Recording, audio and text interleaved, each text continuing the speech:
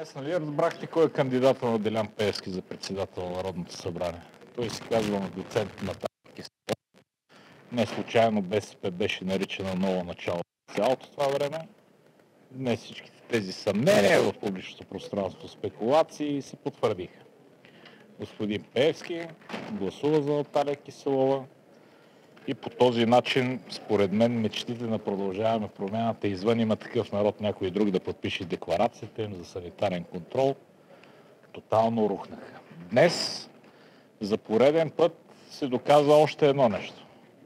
Единственият независим кандидат, зад когото няма никакво влияние странично, е доцент Силви Кирилов.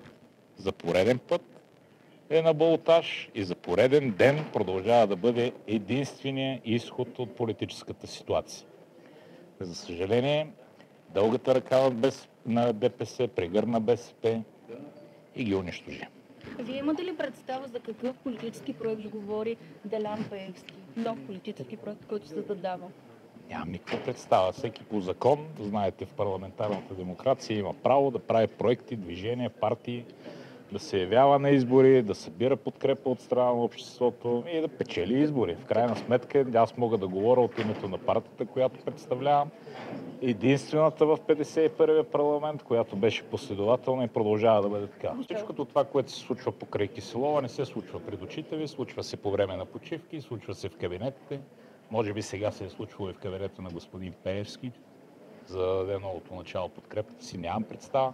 Има такъв народ е единствения изход от тази ситуация, единствения независим изход. Така че призоваваме за разума и продължаваме да бъдем единствените, които сте подписали декларацията Продължаваме промяна. Ако залогът е поста на служебен премиер, господин Силви Кирилов склонен ли е да се откаже? Да даде заявка, че не би го заявил? Продължавате да говорите ако и да изпадате в хипотези. Аз имам една единствена цел заедно с моите колеги парламента да започне работа.